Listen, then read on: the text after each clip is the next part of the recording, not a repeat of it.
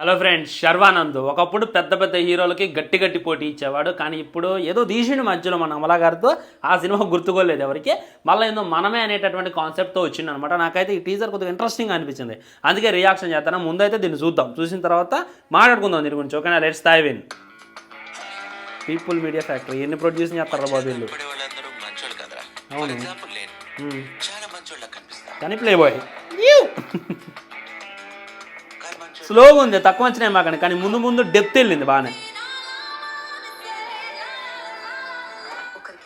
కృతి శెట్టి నవ్వు వద్దులే.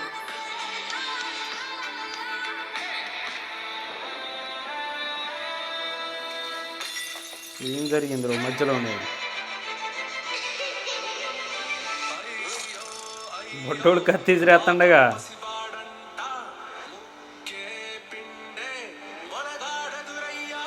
మామూలుగా లిరిక్స్. సో ఈ బొడ్డోడు చుట్టూ తిరిగిద్ది అనమాట సినిమా అంతా.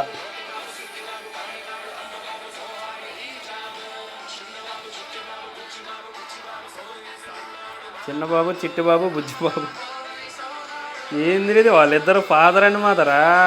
ఏం అర్థమవుతలాగా? Total confuse. చెప్పా కదా చాలా డెప్త్ ఉందని. డెప్త్ ఉందంటే ఓ అట్ట కాదు, ఎట్టుంది డెప్త్. అది ఎట్టుందని ఎటువంటిది లాస్ట్లో చెప్తా ఆగండి. మనమే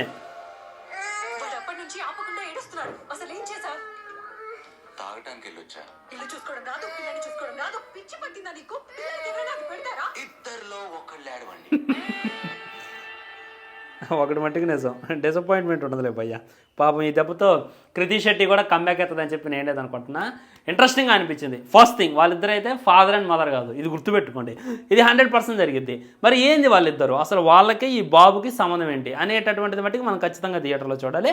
ఇంట్రెస్టింగ్ అనిపించింది. శర్వానంద్ స్టోరీ సెలక్షన్ గురించి ఇక నేను చెప్పాల్సిన అవసరం లేదు, మనం కొత్తగా మాట్లాడుకోవాల్సిన అవసరం లేదు. డెప్త్ ఉంటుంది అనమాట.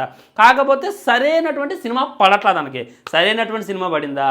పెద్ద పెద్ద హీరోల సినిమాలు సైతం వెనకడిగేస్తాయి. అది నేను నాకు కల్లారా చూసిన బాబు. కాబట్టి ఇక చూడాలి ఏమైతే అనేటటువంటిది. ఏ విధంగా అనిపించింది టీజర్ అనేటటువంటిది డెఫినెట్గా కింద కామెంట్ చేయండి. నిన్న చేయాల్సి ఉండే, కాకపోతే నేను కుదరలేదు. మరి మీకు ఏ విధంగా అనిపించింది అనేటటువంటి చెప్పడం మటుకు అసలు మర్చిపోతుంది. ఛానల్ సబ్స్క్రైబ్ చేయండి, వీడియో లైక్ చేయండి, వీళ్ళతో షేర్ చేయండి. వందే మాత్రం. జై హింద్. నమస్కారం.